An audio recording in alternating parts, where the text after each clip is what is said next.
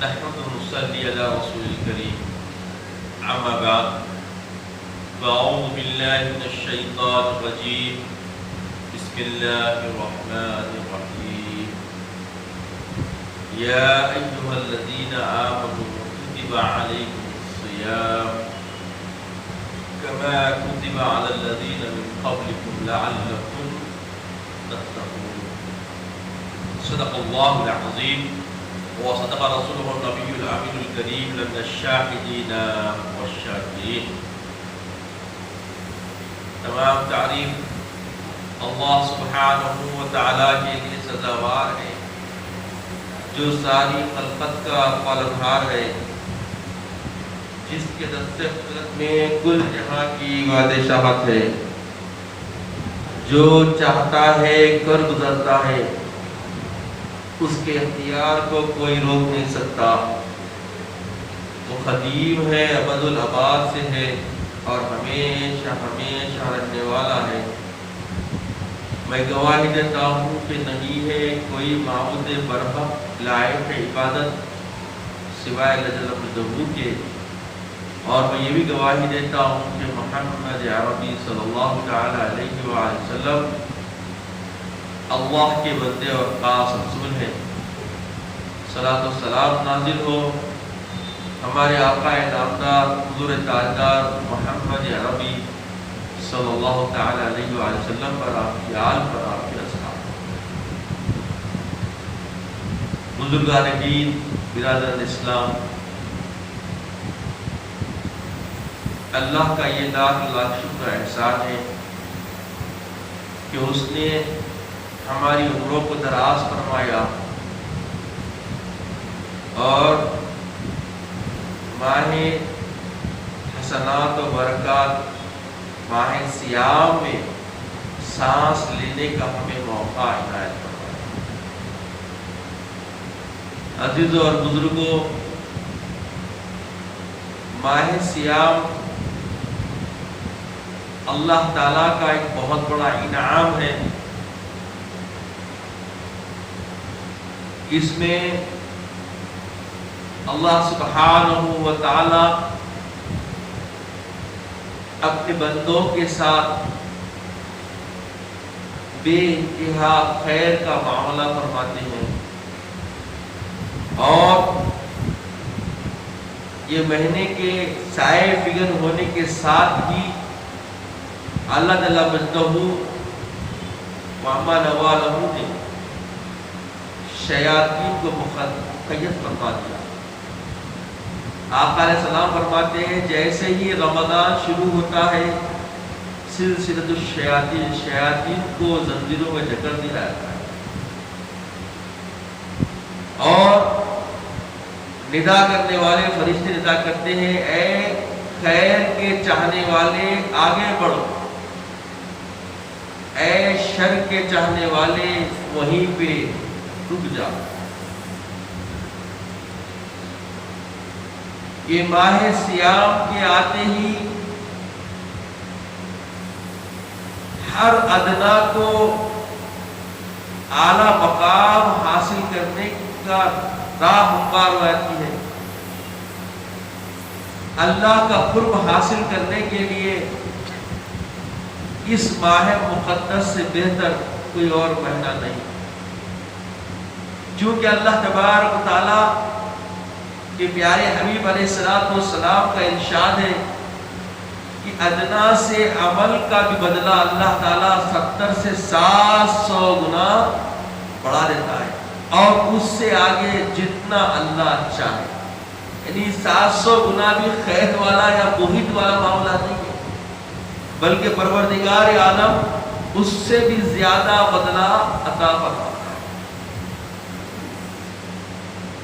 نفلوں کا ثواب فرائض کے برابر بڑھا دیا جاتا ہے، اور فرائض کا ثواب 70 سے 700 گنا بڑھا جاتا ہے. معمولی نیکی کا بدلہ خیر کثیر سے اللہ نوازتا ہے. یہ ماہ مساوات ہے، خیر خواہی کا مہینہ ہے. اپنے سے نیچے کمتر لوگوں کا خیال بندے کو احساس کے ساتھ اللہ تعالیٰ ہر بندے اور ہر نفس کے اندر اجاگر فرماتا ہے۔ ماہ صیام کے آنے کے ساتھ ہی آپ کا ہمارا مشاہدہ ہے کہ ہر سب دل کے اندر نرمی اور خیر خواہی کا مزاج خود بخود تبدیل ہوتا ہوا نظر آتا ہے، چونکہ یہ مہینہ ایسا مہینہ ہے جس کے اندر اللہ تبارک و تعالی بے بہا اجر و ثواب کا رزق سنا دیا۔ عزیز اور بزرگوں، جو لوگ اس مہینے کے آتے خیر کے طالب بن جاتے ہیں ان کا کیا کہنا، اور جو خود بھی روزہ رہتے ہیں اور دوسروں کے ساتھ حسن سلوک کرتے ہیں تو ان کے لیے درجات کی بلندی کی راہ آسان کر دی جاتی ہے۔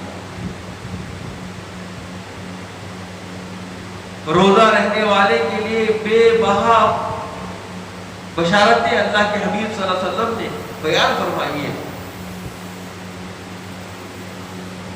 جو روزہ رہتا ہے سمندر کی مچھلیاں اس کے لیے دعائیں کرتی ہیں، فرشتے اس کے محافظین بن جاتے ہیں۔ اللہ تعالیٰ کی خاص اس بندے پر توجہ ہوا ہے، روزے دار اللہ کے پاس محبوب تر ہو جاتا ہے۔ روزے دار کی منہ کی بو سے کراہیت محسوس کرتا ہے، یہ اپنے انسانی احساسات ہے، پر اللہ کے حبیب فرماتے ہیں کہ روزے دار کے منہ کی بو جو خلوع مینے کی وجہ سے پیدا ہوتی ہے مشک و عنبر سے بھی زیادہ آسان اور اچھی ہے۔ روزہ رہنے والے کے لیے اب ایک ہی چیز ہوتی ہے کہ وہ اپنے آپ کو سینچے سنوارے تیار کرے، کیونکہ انسان کا جو ازلی دشمن ہے وہ شیطان ہے، اور شیطان کو اللہ تعالیٰ مقید کر دیا۔ جب شیطان مقید ہو گئے، شیطان کو اللہ تعالیٰ مقید فرما دیا، تو عزیزوں اور بزرگوں، رمضان ہی کے مہینے میں ہم سب کا مشاہدہ ہے کہ اکثر لوگ جریح نظر آتے ہیں بعض، اور نرم گفتگو کرنے والے ہی تیز کلام کرتے ہوئے نظر آتے ہیں بعض، گھر میں حسن سلوک سے پیش آنے والا سختی کا رویہ اختیار کر جاتا ہے۔ اب سوال یہ ہوتا ہے کہ جب شیطان مقید ہو گیا، آپ کا ہمارا خیال یہی ہے کہ جو ہم سے برے کام ہوتے ہیں، جو غیر شرعی معاملات ہوتے ہیں، غضب کی کیفیت جو ہم سے ظاہر ہوتی ہے، ہمارے غضب کے ساتھ شیطان کھلواڑ کرتا ہے، آپ کا ہمارا یہ تصور ہے، آپ کا ہمارا یہ ایک خیال ہے۔ اور عزیز اور بزرگوں، جب شیطان ہی قید کر دیا گیا، پھر بھی یہ اطوار، یہ عادات جو نمایاں ہو رہے ہیں، اس کی علت کیا ہے، اس کی وجہ کیا ہے؟ خطبے کے بعد میں نے جس آیت کریمہ کو تلاوت کیا ہے، پروردگار عالم فرماتے ہیں، اے ایمان والو، تم پر رمضان کے روزے فرض کر دیے گئے تاکہ تم پرہیزگار بن جاؤ۔ یہ صرف تم پر فرض نہیں کیے گئے بلکہ تم سے پہلے کی امتوں پر بھی فرض کیے گئے۔ عزیز اور بزرگوں، اللہ تعالیٰ چاہتا ہے کہ پرہیزگاری حاصل کریں۔ پرہیزگاری کیسے حاصل ہوتی ہے؟ تقویٰ کیسے حاصل ہوتا ہے؟ تقوی کے لیے کسب کس چیز پر کرنا چاہیے؟ تقوی کے حصول کے لیے کس پر مداومت اختیار کرنی چاہیے؟ کیا محنت کرنی چاہیے؟ بتایا گیا شیطان تو مقید ہو گیا ہے، اب انسان کے ساتھ انسان کا نفس ہے۔ وَنَهَى النَّفْسَ عَنِ الْهَوَىٰ، جو خود بینی کی پیروی سے، اپنے نفس کی پیروی سے انسان بچ گیا، سمجھ جائیے تو اس کے لیے خیر کا معاملہ۔ تو اب سارے امور کو جاننے کے بعد ایک چیز واضح ہو گئی کہ اب ہمارے ساتھ ہماری لڑائی اپنے نفس سے ہے، جو جلد شیطان سے حفاظت حاصل کرنے کا طالب رہتا ہے اور شیطان کی تباہ پہ چلنے کے لیے ہمیشہ مستعد رہتا ہے۔ اب اللہ نے موقع دیا کہ شیطان تو مقید ہو گیا ہے، اب تمہارے ساتھ تنہا نفس ہے اور اس نفس کو قابو کرنا تمہارے لیے آسان ہے۔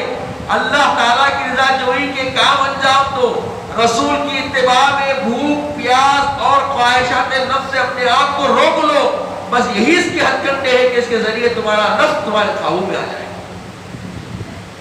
اب ہمیں صرف کرنا کیا ہے؟ 3 کام کرنا ہے۔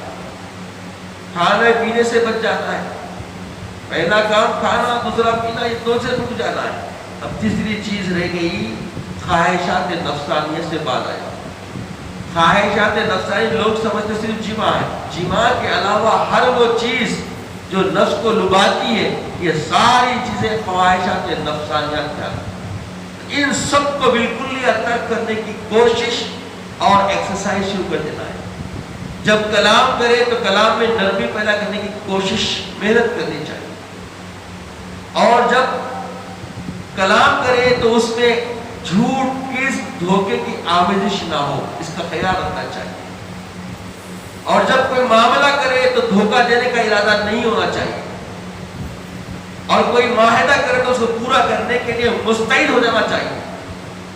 کوئی امانت رکھا دے تو اس کی دیانتداری کے ساتھ لوٹانے کا اپنے اندر ایک مداوع اور ایک عزم مصمم رکھنا چاہیے، اور اپنے ماتحدوں کے ساتھ نرم روی اختیار کر کے ان کے ساتھ حسن سلوک کرنے کی کوشش میں لگنی چاہیے، اور کوئی بزرگ اور بڑے ہمارے سامنے آ جائیں تو ان کے احترام میں اپنا سر خم کرتے ہوئے ان کی اتباع اور کی خیر کے ساتھ معاملہ کرنے کی کوشش میں لگ جانا چاہیے۔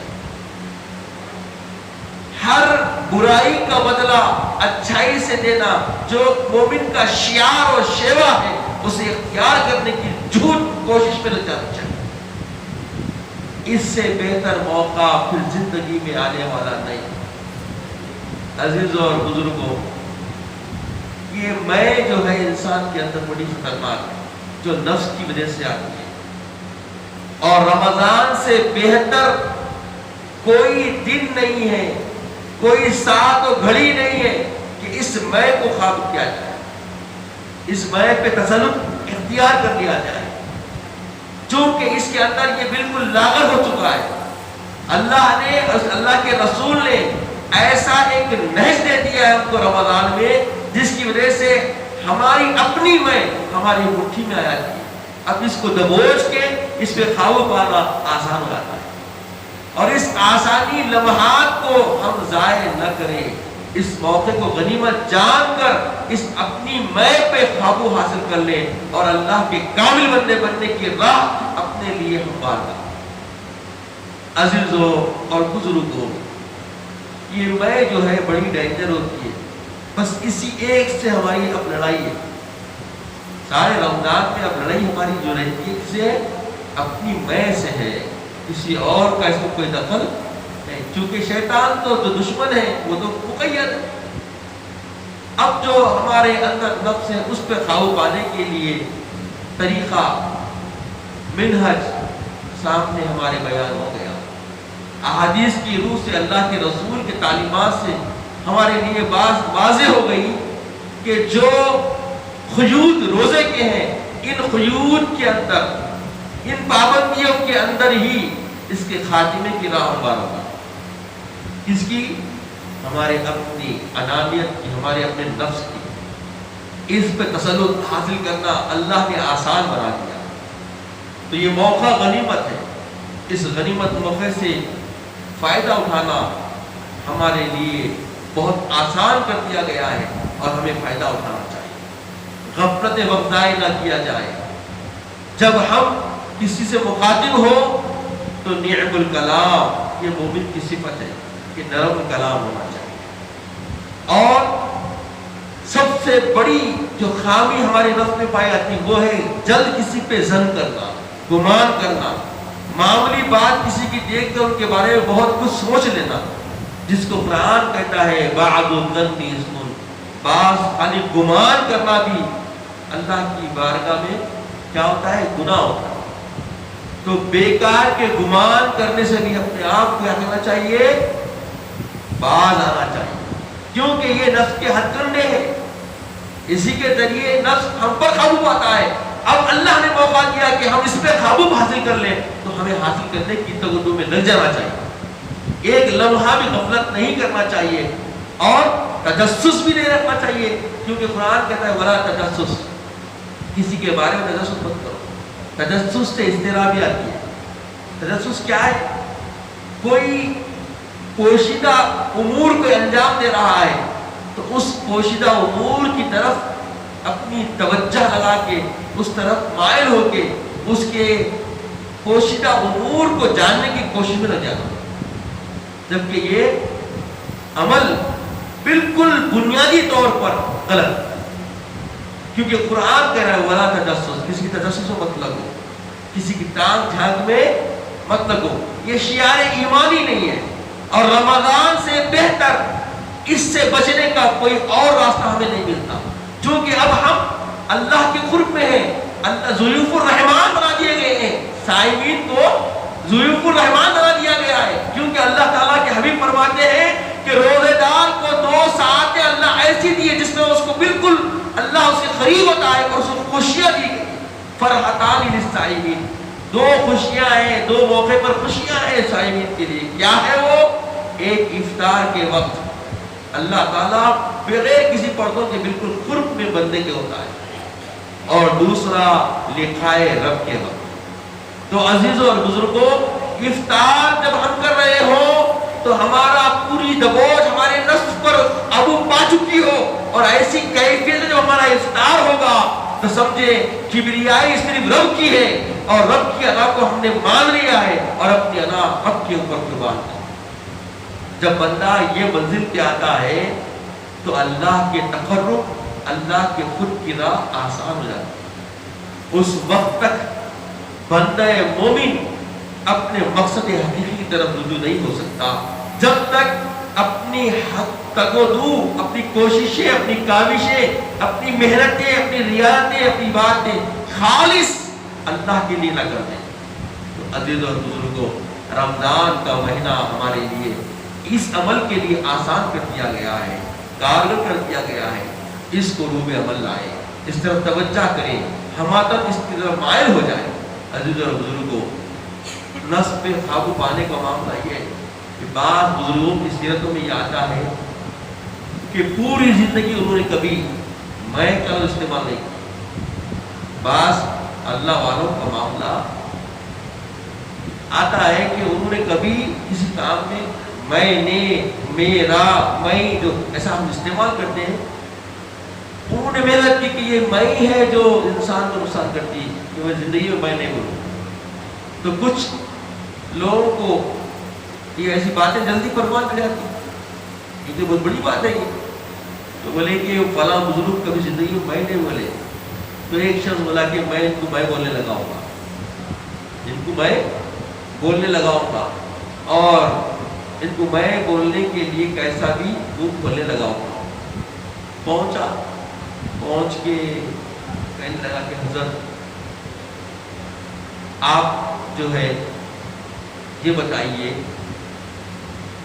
کہ آپ کا چرچا بہت دور تک ہے، اس کی وجہ کیا ہے، علت کیا ہے، اور کس وجہ سے آپ یہ معاملہ فرماتے ہیں، اور آپ نے مسئلہ بیان کیا ہے، بس اس کو وضاحت کر دیجیے. تو اس استفتاء کے اندر ان کو میں نے یہ کہا ہے ان کو کہنا تھا، لفظ استعمال کرنا تھا، میں نے یہ کہا ہے. اور وہ بزرگ بولے کہ ٹھیک ہے تم نے مسئلہ بیان کر دیا، اس مسئلے کو میں بتاتا ہوں. نہیں حضرت, آپ بہت بیان کرتے تھے کہ کوئی ایک ہی مسئلہ ہے انسان کی طبیعت میں, اور اگر وہ ختم ہو گیا تو انسان اللہ کے تقرب میں چلے آتا. وہ مسئلہ کیا ہے, بس وہ بول دیجیے. تو اس وقت بھی حضرت بولے کہ بھائی چاہتا یہ ہے کہ صرف میں کو مار دو, میں کو اللہ کے حوالے کر دو, یہ بتانا تھا ان کو. ٹھیک ہے, میں آپ کو جو ہے نا نماز کے بعد اس کا حل بتا دوں. اور پھر بتایا گیا کہ نماز ہو گئی. نماز ہونے کے بعد تھوڑی امامت کرتے تھے بزرگ, پلٹ کے بولے بھائی کوئی مسئلہ سوال استفتاء کرنے کے لیے آئے تھے, وہ کون صاحب تھے, کچھ پوچھ رہے تھے میرے سے. تو وہ شخص کھڑا ہو کے بولا میں نے سوال کیا. تو بولے یہی ہے, بس یہی جو ابھی لفظ ادا کیا نا, یہی لفظ ہے جس کو تجھے اپنے آپ سے نکالنا ہے. تو عزیز اور بزرگوں, بعض اللہ والے اس منزل تک پہنچ گئے, اس مقام و مرتبے پہنچ گئے اپنی کسب اور اپنی ریاضت سے کہ لفظ میں کو انہوں نے استعمال نہیں کیا, اور جو موقع آیا تو اسی کے منہ سے, سائل کے منہ سے اس لفظ کو نکال کے اس کو جواب کیا. جب اللہ والے اس مقام پر پہنچ سکتے ہیں تو ان کی قربت میں, ان کی اتباع میں کیا ہم اپنی حقیقی میں کو اللہ کے لیے قربان نہیں کر سکتے؟ تو عزیز اور بزرگوں, یہ لمحے زندگانی بڑے قیمتی ہے. اور اس وقت ہمارے ساتھ جو امتحان چل رہے ہیں حالات, ان حالات سے لڑنے کے لیے بھی آسانیاں رمضان میں ہو گئی. رمضان میں جن چیزوں کو اللہ تعالیٰ ہمارے لیے خورد و نوش کا سرمایہ بناتا ہے, یہ عام دنوں سے افضل, اعلیٰ, بہتر اور عمدہ ہر ایک کے لیے. ہر کوئی اپنے اپنے زندگی کے معیار سے عام دنوں سے بہتر خورد و نوش اس کے گھر آ رہا ہے. تو عزیز اور بزرگوں, اس سے بہتر کیا ہوگا کہ جن نعمتوں کو ہم عام دنوں میں حاصل کرنے کی محنت کر کے بھی اکثر حاصل کرنے سے قاصر ہوتے ہیں, بغیر کسب کے ہمارے گھر تک وہ چیزیں پہنچ رہی ہیں, اور بغیر زیادہ تگ و دو کرے کے, محنت کرے کے ہمیں وہ حاصل ہو رہی ہے.